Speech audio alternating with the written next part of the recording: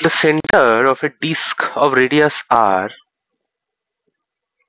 and mass m is attached to a spring and spring constant k inside a ring of radius capital R. তো দেখো একটা disk আছে এবং সেই ডিস্কের রেডিয়াস হচ্ছে স্মল r এবং এই ডিস্কের সেন্টারটা একটা স্প্রিং এর সাথে অ্যাটাচড আছে।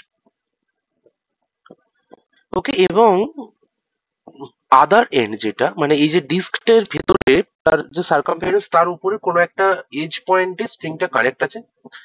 আর এই যে রিংটা, ওই রিং এর রেডিয়াস হচ্ছে ক্যাপিটাল আর, যেটা ডিস্কের রেডিয়াস হচ্ছে অনেকটাই বড়। এবার the disc can only roll along the inside of the periphery of the ring. এই ডিস্কটা একমাত্র এই রিং এর এজ বরাবরই মুভ করতে পারে, বুঝতে পেরেছো, উইদাউট স্লিপিং, মানে রোলিং মোশন করছে। Spring can only be stretched or compressed along the periphery of the ring following the Hooke's law. এবার দেখো এই যে স্প্রিংটা স্ট্রেচড বা কম্প্রেসড হতে পারে এই এজ বরাবরই, এবং সেটা হুকস ল মেনটেন করবে। In equilibrium the disc is at the bottom of the ring. ইকুইলিব্রিয়ামে এই ডিস্কটা একদম বটম পজিশনে থাকবে। Assuming small displacement of the disc, the time period of oscillation of centre of mass of the disc is written as এটা the correct expression for omega is. Okay, তো দেখো বলছে একটা এই ডিস্কের যদি স্মল ডিসপ্লেসমেন্ট থিটা হয় এই বরাবর, তাহলে এই স্মল ডিসপ্লেসমেন্টের জন্য এই ডিস্কের যে সেন্টার অফ মাস, এই সেন্টার অফ মাসের যে মুভমেন্টটা সেটা অসিলেটরি হবে, এবং অসিলেশন যে করবে তার টাইম পিরিয়ডটা টি ইজ ইকুয়াল টু 2π/ওমেগা হিসেবে।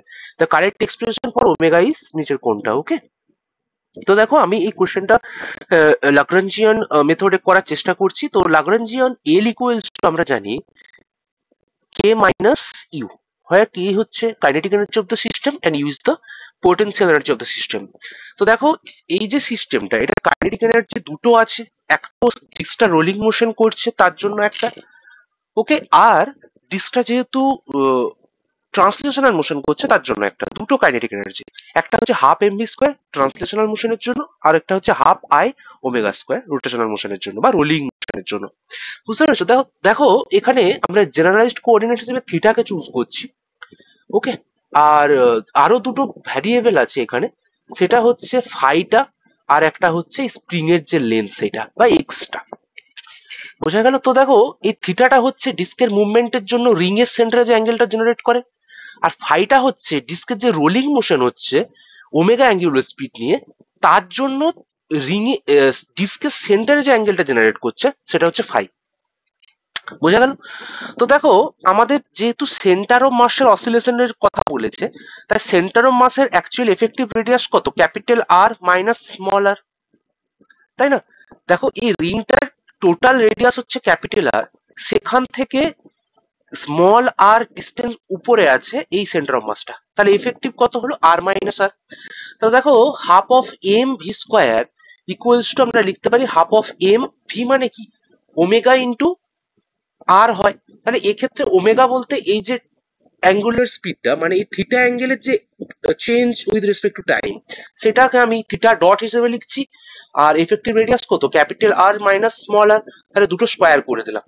এবার দেখো half of I omega square, where I is the moment of inertia of the disk with respect to its own axis, মানে সেন্টার অফ মাস দিয়ে পাস করা কোনো একটা অ্যাক্সিস বরাবর ওর মোমেন্ট অফ ইনার্সিয়া হয় half of M R square.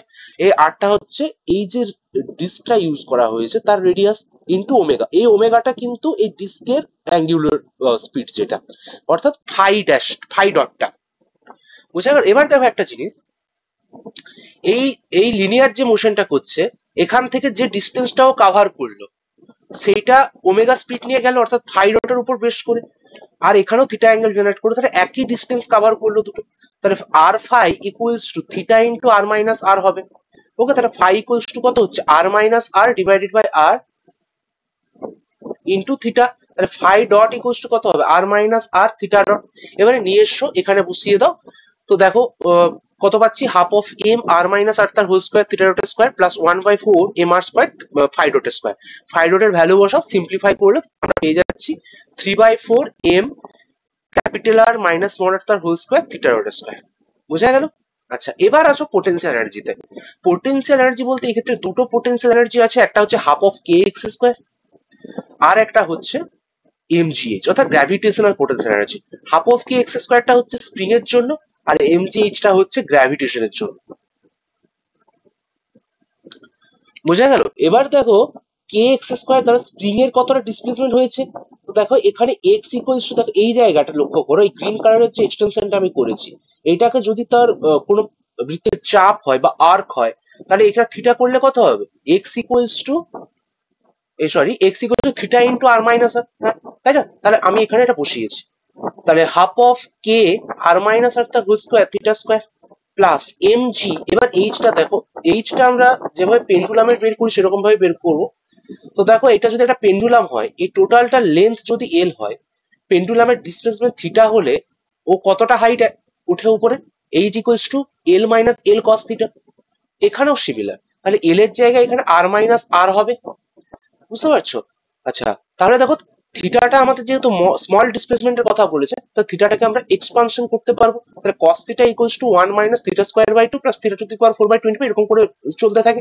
তাহলে আমরা এই ভ্যালুটা পর্যন্ত নিলাম। তাহলে দেখো M G R minus R into theta square by 2 হচ্ছে। তাহলে এত দূর অব্দি আমাদের কমপ্লিট।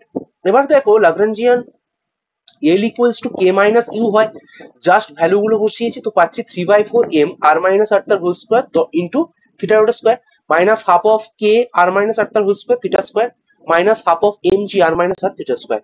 বোঝা গেল? এবার লাগরেঞ্জিয়ান ইকুয়েশন অফ মোশন যেটা আমরা জানি সেটা চুজ করলাম, এবং দেখো এক্ষেত্রে del L by del theta ডটটা বের করেছি, তো কত পাচ্ছ? 3/2 এম আর মাইনাস আর তার হোল স্কোয়ার থিটা ডট। বোঝা গেল? এবার D DT of del del theta ডটটা করলে পেয়ে যাচ্ছ 3/2 এম আর মাইনাস আর তার whole square theta double dot.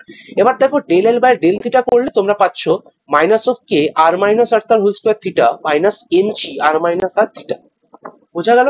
এবার নিয়ে এসে এখানে বসিয়ে দাও। তো দেখো বসালে কি পাচ্ছ তোমরা? 3/2 এম আর মাইনাস আর তার whole square theta dot plus K into R minus R তার whole square plus M G R minus R into theta পুরোটা। ওকে, এই ইকুয়েশনটাকে আমরা একটু সাজিয়ে গুছিয়ে লিখলাম, এটাকে ডিভাইড করে দিলাম। ওকে, তো আমরা যেটা পাচ্ছি এবার দেখো, এটাকে আমরা theta double dot plus omega square theta equals two 0, যেটা অসিলেটরি ইকুয়েশন হিসেবে পরিচিত আমাদের সবার কাছে, আমরা জানি A equals to minus of omega square X, যেটা সেখান থেকে ওমেগা ইকুয়ালস টু কত পাচ্ছ দেখো? Root over of R minus R তার whole square plus M G into R minus R divided by 3/2 M into R minus R তার whole square. বোঝা গেল? একটু সিম্পলিফাই করলে তো দেখতে পাচ্ছ 2/3 into K by M plus G divided by R minus R. Simplify করলে তাহলে ওমেগার ভ্যালুটা আমাদের এটা হয়ে যাবে, যেটা আমাদের অপশন এ তে আছে। ওকে, অর্থাৎ এই ক্ষেত্রে অপশন এ কারেক্ট হবে। এবং তো দেখো T equals to 2 pi by omega হিসেবে লিখলে আমরা এটা পাচ্ছি। ওকে, তো অপশন এ এই কোশ্চেনটা কারেক্ট চয়েস।